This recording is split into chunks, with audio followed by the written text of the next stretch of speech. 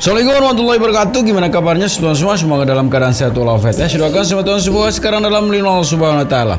Jadi ada yang menarik ya ketika Kang Deddy ditanya dalam salah satu acara ya, yang memang Kang Deddy ini bagi orang yang tidak suka sama dia menangani kasus ini ya, Kang Deddy dituduh sebagai ini caranya kampanye gitu ya untuk memuluskan perjalanannya mengikuti kompetisi pilkada ya. Tapi yang menarik semeton ya, ada hal memang alasan tersendiri kenapa Kang Deddy terlibat dalam kasus ini. Kita tahu sendiri bahwa kemarin itu banyak sekali yang sudah Kang Deddy lakukan untuk bagaimana terbukanya kasus ini gitu ya. Jadi menarik untuk kita saksikan semeton, bagaimana videonya? Ini dia. Kang Deddy ini kan muncul ke permukaan dengan YouTube-nya, itu adalah soal kasus pembunuhan Vina. Iya. Apa yang melatar belakangi Kang Deddy hingga mau terjun ke sana? Apakah karena memang sudah mengeker akan maju ke dunia politik dan kasus ini adalah kasus yang menarik bagi masyarakat atau gimana? Itu sebenarnya nggak sengaja. Jadi saya lihat di TV itu, saya tuh kasihan banget. Lihat ada seorang pengacara dari Cirebon, namanya Titin, dibully habis di acara TV One loh saya lihat. Kemudian bersama orang yang baru keluar dari penjara, namanya Sakatata. Saya sih melihat dari situ apa bener ini orang. Nah kemudian saya telepon tuh Bu Titin, Ibu di mana? Di Cirebon. Boleh nggak saya ke tempat Ibu? Boleh. Akhirnya saya bicara dengan Sakatata. Itu masih dibully loh Bu Titinnya ketika saya wawancara Sakatata. Orang bilang ke Bu Titinnya malamin segala macam. Tapi saya tetap kok ini ada misteri. Nah karena misteri itulah saya terus menggali kan. Akhirnya bertemulah dengan AF ketika Peggy Setiawan ditahan itu kan. Kemudian sananya ibunya Peggy Setiawan sampai meluk, sampai nangis. Jadi kalau cerita meluk tuh waktu itu Ibu Peggy juga meluknya luar biasa dan nangis luar biasa. Dan saya selalu punya keyakinan bahwa seorang ibu itu dengan tangisannya itulah pesan kebenaran. Karena saya bisa membedakan mana air mata yang tulus dan mata air mata yang pura-pura. Nah, dari situ saya melihat ada alibi yang kuat. Peggy bukan pelaku. Ketemu Bang Bondol, ketemu juga temennya Bang Bondol itu, Ibnu, yang ngomongnya polos banget, ngomongnya apapun dia ceritakan. Loh, saya bilang ini orang-orang jujur kok, nggak mungkin berbohong. Nah, dari situ kemudian saya pergi lagi ke tempat SMP 11. Saya lagi ngukur keterangan AF dari gang yang dia ngaku melihat anak-anak melempar ke warung. Kok jaraknya jauh ya? Ketika saya jalan adalah Ferry yang menjelaskan nggak mungkin ini terjadi, Pak. Masa orang bisa melihat dari jarak 150 meter jam 10 malam? Betul. Dan kemudian saya juga bertemu sama tukang warungnya. Nggak ada, Pak. Nggak ada orang lempar, nggak ada orang ngejar. Nah, kemudian masuk lagi ke wilayah kan yang 3 DPO itu dinyatakan tidak ada. Ya kan, karena Peggy-nya dibebaskan lewat peradilan, yang 2 dinyatakan tidak ada, padahal perannya 2 adalah pelaku utama di situ sebagai otak pelaku. Bayangin otak pelaku dianggap tidak ada loh. Kalau begitu kan, kalau otaknya tidak ada, bagaimana ada tangan dan kakinya bergerak?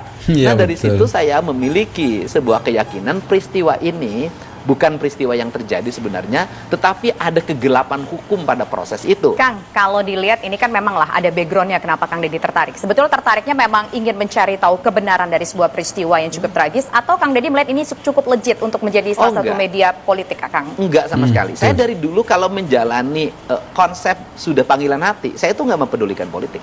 Jadi kalau bicara politik, justru ketika saya menangani kasus Vina itu kasus yang cukup beresiko tinggi. Ya, betul. Resikonya tinggi, nggak usah saya jelasin deh. Resikonya tinggi banget. Bahkan karena itu resiko tinggi, kalau kita tidak hati-hati dan kalau tidak ada ketulusan dari Ketua Umum DPP Partai Gerindra Pak Prabowo Subianto dan Ketua Dewan Pembina, yang dia selalu mengajarkan pada saya bahwa bantulah banyak orang. Kalau kamu tidak mampu, bantulah sedikit orang. Kalau kamu tidak mampu, bantulah 1 orang. Kalau kamu tidak mampu, jangan nyusahin orang. Kalau ini bukan nyusahin, penjarain orang. Nah, betul. Itu kan kalau tidak punya aspek-aspek kepedulian sosial yang tinggi, bisa jadi saya malah tidak dicalonkan. Tapi karena Pak Prabowo memiliki kepedulian sosial yang tinggi, sehingga dia sangat respect saya untuk dicalonkan. Jadi ini adalah penanganan masalah yang beresiko yang bisa mengancam karir politik. Oke, justru Kang Deddy merasa ini beresiko. Kang Deddy, boleh tahu nggak sih effortnya seperti apa sih untuk membantu kasus Vina ini terungkap? Karena kan mendatangkan saksi-saksi, kemudian mereka juga yang Kang Deddy ajak bicara itu juga mereka harus dirasakan jamin dulu karena mengganggu pekerjaan mereka dan segala macam. Biayanya gede banget ya Kang Deddy ya? Gini, saya ini hidup yang selama ini mungkin orang nggak percaya. Saya tuh hidupnya dengan hati. Jadi nggak ada saya tuh punya tangan perencanaan, bikin tulisan, saya nggak ada. Saya ngikutin kata hati saya. Jadi menangani kasus Vina adalah itu kata hati. Nah kata hati ini dipandu loh. Ada yang mandunya. Karena kata bahasa Sunda nuturkan indung suku. Itu ada yang mandunya yaitu petunjuk. Ya petunjuk itu datang dari Allah kan. Gitu loh. Budgetnya gede nggak Kang Deddy? Nah sehingga saya bisa bertemu dengan orang secara tidak sengaja. Bertemu dengan ini yang itu tabir. Ya kalau budgetnya ya lumayan kan kita harus ngurusin orang di wawancara. Harus menjamin kehidupannya selama diwawancara karena mereka merasa terancam. Kemudian juga harus membantu keluarganya, anak-anaknya lagi sekolah. Itu dari sekolah. kocek Kang Deddy sendiri? Ya iyalah dari diri saya. Berapa Kang Deddy habisnya? Gak usah disebutin, gak boleh. Yang penting kita udah bisa bantu dan sekarang sudah sidang PK. Mereka sudah balik ke Lapas Cirebon. Sudirman juga hari kemarin sudah balik ke Lapas Cirebon. Dan Sudirman juga sudah diajuin PK. Ketua tim PK-nya adalah Pak Oto Hasibuan. Udah bagi saya udah kebahagiaan. Hasilnya kita serahin kepada Hakim Mahkamah Agung. Baik, terima kasih Kang Deddy. Gitu ya.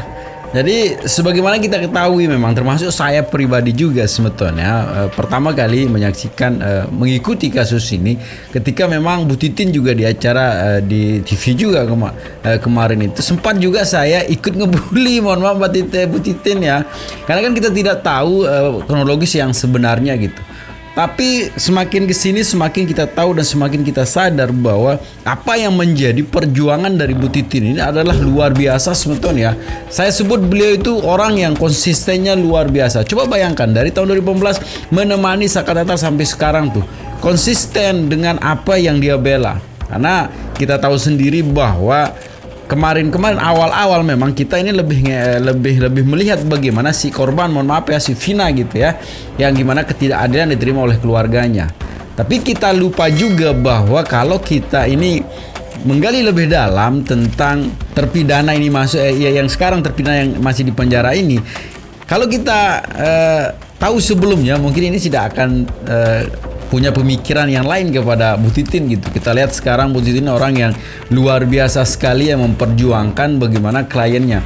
Bukan hanya sampai si Saka Tatal keluar ya.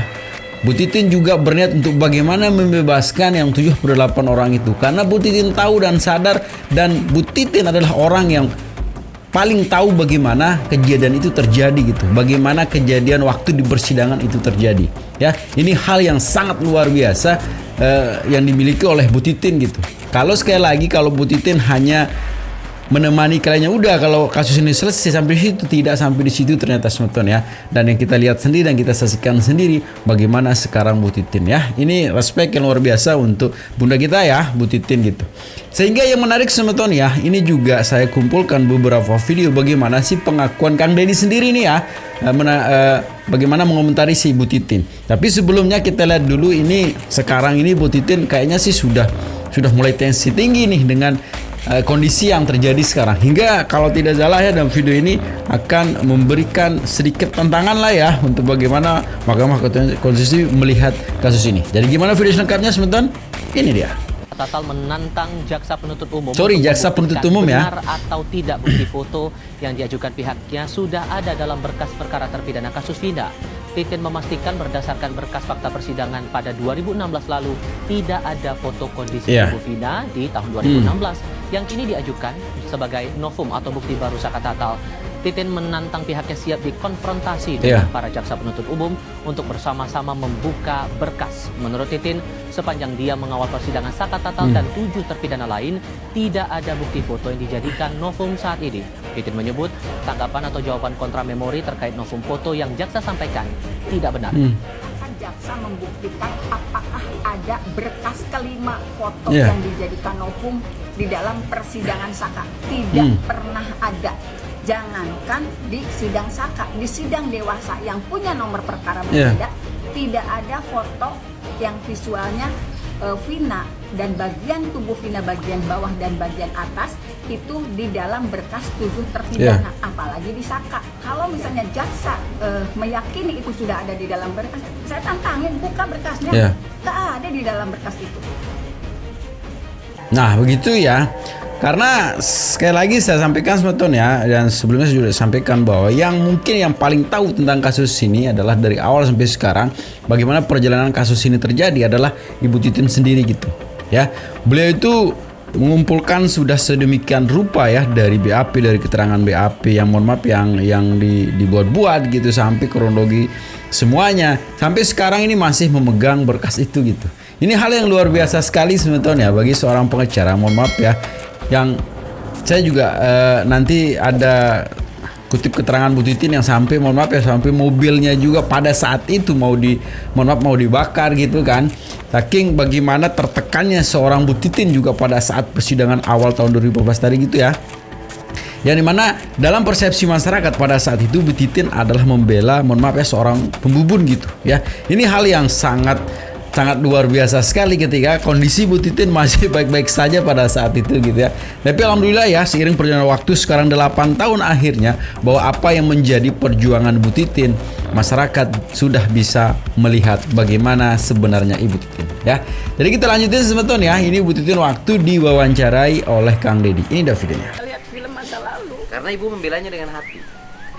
Kalau membela dengan hati maka orang tidak bisa ngendalin diri. Dan orang kalau sudah membela hati, apapun dilakukan dan siapapun dilawan. Itu ciri khas manusia dengan hati. Dia nggak ada rasa takut. Jadi ibu posisinya sudah bukan lagi pengacara, posisinya adalah ibu dari Sakata. Betul. Itu ibu berapa lama itu bisa mengalami sebuah proses traumatik dalam sebuah persidangan?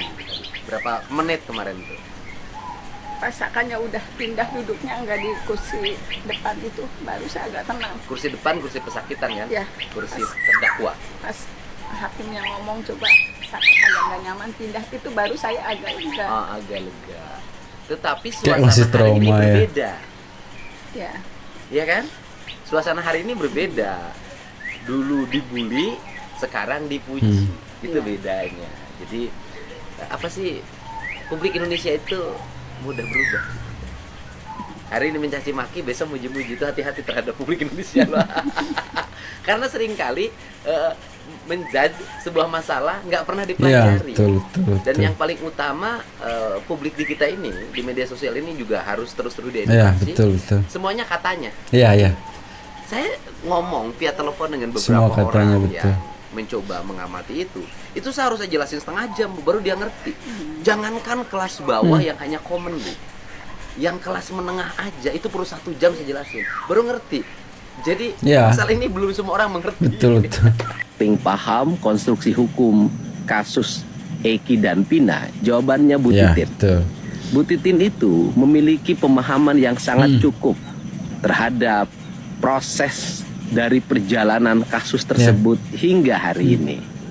Yang menjadi problem adalah Bu Titin tidak memiliki kemampuan kekuasaan yang cukup, tidak memiliki jaringan yang memadai pada waktu itu, tidak memiliki jaringan informasi yang cukup untuk mendorong kasus itu menjadi kasus yang terbuka.